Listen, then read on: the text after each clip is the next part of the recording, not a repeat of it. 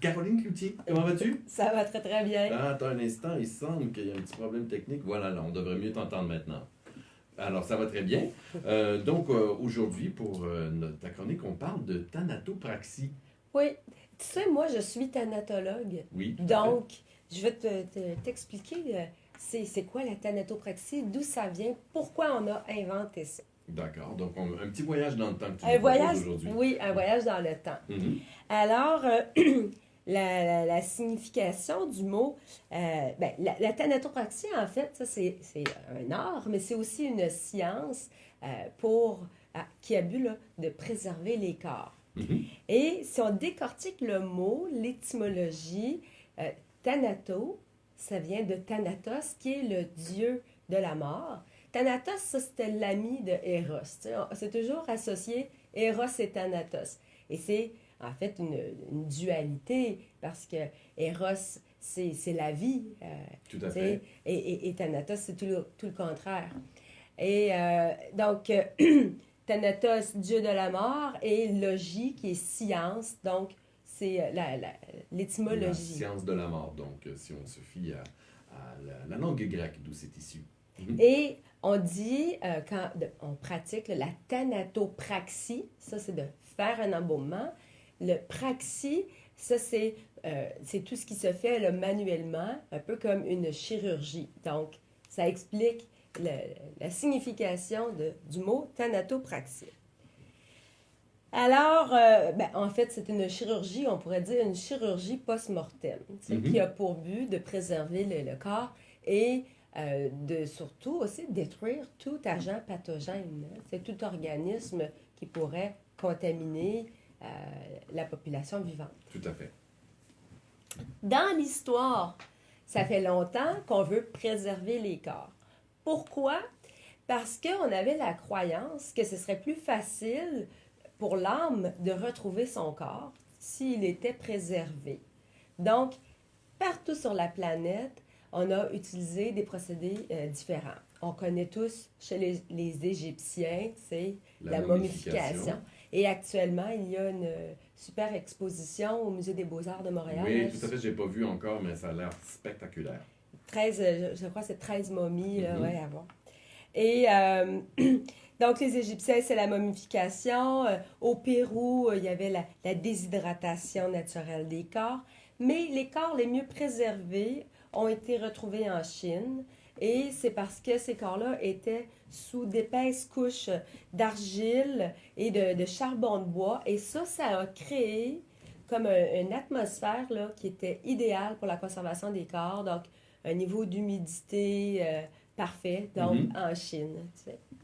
Alors, est-ce que ces corps-là avaient été traités avant d'être ensevelis sous cette argile-là? Ou est-ce qu'on sait? Non, pas du tout. Non. Donc, ça s'est préservé naturellement comme ça. Les traitements des corps, ça, c'est l'ère moderne. On arrive dans les années 1600. Mais chez les Égyptiens aussi, là, on vidait le corps de différents de ses organes, on les préservait dans des pots. Donc, il y avait un certain traitement des corps qui était fait. Là, Il y avait un traitement des corps qui était un embaumement. Et puis, toutes les bandelettes aussi. On sait que le crâne était vidé, tout ça, et que le corps était desséché sur les berges du Nil. Bon, il y a différentes choses. Mais l'embaumement, comme on le connaît aujourd'hui, assez récent, c'est l'embaumement artériel. Ah oui, OK. Ça, alors, on remplace le sang qui est dans les vaisseaux par un liquide de conservation. C'est dans les années 1600, un médecin, botaniste, anatomiste hollandais qui a découvert l'embaumement avec des liqueurs balsamiques. Je ne sais pas s'il en buvait à l'occasion, mais lui-même, il s'est préservé très longtemps. Pour l'époque, on parle des 1600, il est décédé à 93 ans. C'est quand même, là, oui. Mais on parle là, vraiment de l'embaumement moderne, c'est la guerre de sécession qui nous a amené ça. D'accord. On dit le père de l'embaumement, c'est le Dr. Holmes, qui avait été commissionné par le corps de l'armée américaine devaient... En fait, les familles voulaient que les soldats soient rapatriés dans leur village. Et il y a eu 620 000 décès. Donc, c'est à partir de ce moment-là qu'on a vraiment pratiqué l'embaumement artériel que l'on connaît ici au Canada depuis, et qui est encore pratiqué. C'est 2 ans après la guerre de sécession, donc en 1867, que le formaldéhyde a été inventé. Là, c'est un chimiste allemand qui a inventé ça. Et là, on a essayé toutes sortes de solutions. On a ajouté du sulfate de zinc. Même à une certaine époque, on a mis de l'arsenic. Puis on s'est rendu compte que c'était dangereux pour le thanatopracteur. Là.